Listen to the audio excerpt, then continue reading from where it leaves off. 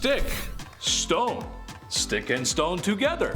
Top 10 mysterious things in the life of a Neanderthal, part 2. Number 10, Valentine's Day. While we don't exactly know for sure when and where the Neanderthals got around to, meaning besides being called a Neanderthal, they just don't exist anymore. However, one thing we do know for sure is that they left a little something to remember them by. If you could see what your DNA was made of, not that any of you have the equipment at home to do that, but if you do, that's really sick.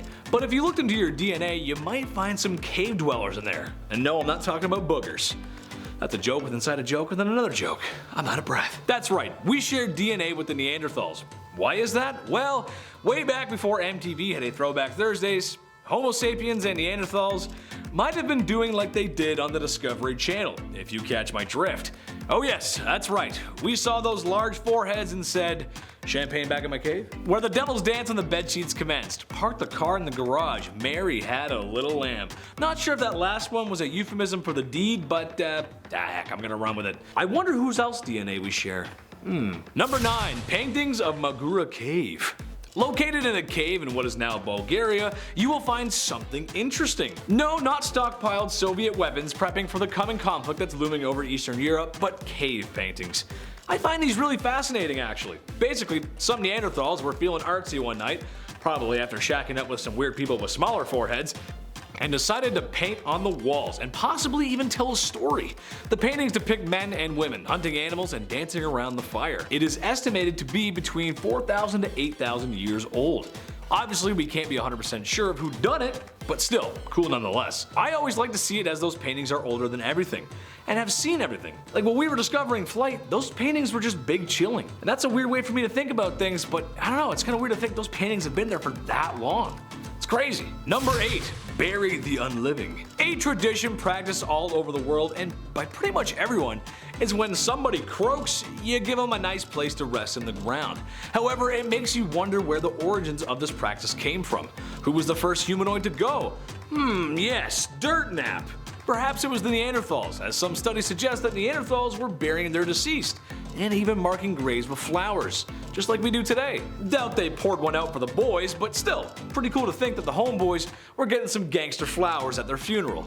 That's something Guy Fieri would say, right? Nothing tougher than a bouquet of yellow lilies with baby's breath. Yeah, that's right, I know flowers and stuff. I used to work in a garden. That's about all the info I actually know on botanicals. I'm sorry for yelling, I apologize. Number 7, through the fire and the flames. Homo sapiens were not the only bipedal rock stars to have harnessed the hot, burning power of fire. One study around Neanderthal sites found evidence of combustion. They found burned bones, heated stones, and charcoal. Fire is important. No, not just for cuddling bedside in a thick blanket as the fire roars, or a fire on Christmas morning to be honest, because you can't have Christmas morning without a fire.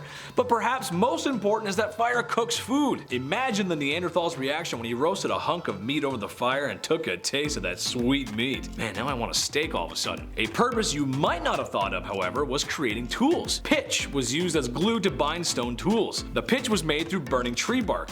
This all sounds so cool, and honestly, as a dude, I just want to go get a bunch of my friends together and try to make some stone tools. But I know it'll end up being a gong show, and someone will end up on fire. That's just, someone will get hurt. That's how it goes. Number 6, hunters. Cooking schmeat on the fire is important. And sorry vegans, but it's just how it went. But Neanderthals can't just take a nice stroll into Whole Foods and pick something up at the meat counter. They had to work for it. Imagine how difficult it is to hunt an animal with stone weapons. Seriously. Obviously there's no guns, but there's no steel either. Like a man stuck in a 10-foot hole with an 8-foot ladder, they needed a little help.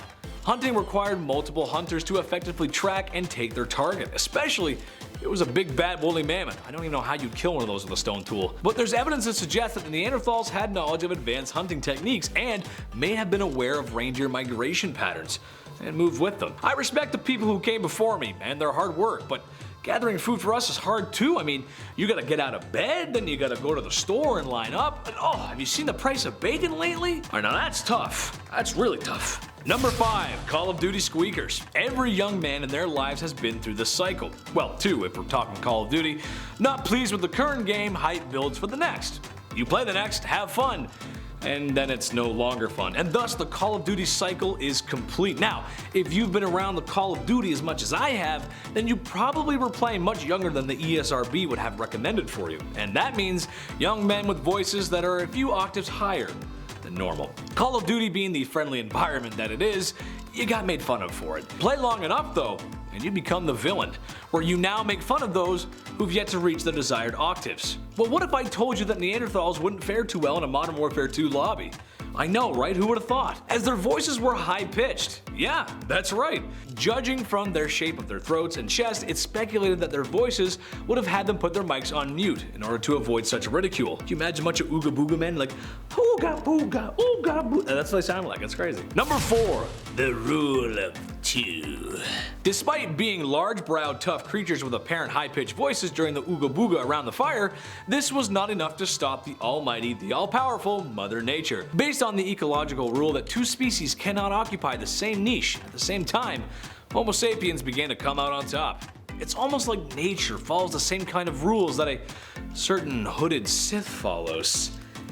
Do it, yes! I'm back, Palpatine. Somehow I have returned. Anyway, all Palpatine references aside, no one is 100% certain why the Neanderthals went the way of the dodo. However, you can imagine if they were still around today, I'm sure they would be welcomed with open arms. Not ostracized for looking or sounding different, because we're humans and we've never done a bad thing ever, like once, not even once ever. We would treat everyone, we love everyone.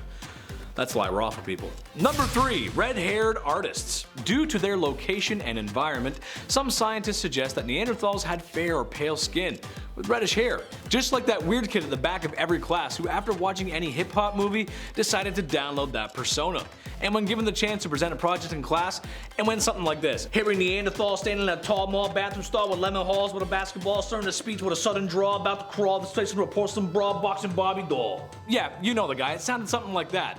While perhaps not as creative as the modern-day SoundCloud rapper, Neanderthals still had a knack for art and valuables, as oftentimes crow's feathers and bones are found with their fossils, as well as some other niche collectibles. Maybe the urge to collect things has always been with us. This would explain why catching every single Pokemon is so addicting. Number 2, cold feet. Neanderthals got to share the lovely human experience that is cold weather environments. Sure, they didn't have to shovel their driveways out every winter morning before work, but they also didn't have heated blankets, so it's kind of a trade-off. There's some evidence to suggest that Neanderthals weren't just walking around with their two-meat and veg flopping about, as they would fashion clothing from animal hides.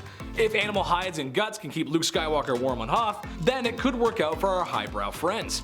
Temperatures estimated to be in the negative 30 degrees Celsius range, the clothes were simple, loose-fitting. For the chest, almost like a fur poncho. Kinda sick. They may have even made some makeshift shoes, because stepping in freezing snow without shoes sounds just awful. Imagine just always having wet, cold feet. I can imagine how that would stink up a cave, something awful too. Ooh, that'd be bad. Everyone just getting their big stinky hobbit feet out? Oh, no thank you. Number 1, taking care of the elderly. When grandma gets a little bit older, sometimes she needs a little bit of extra help.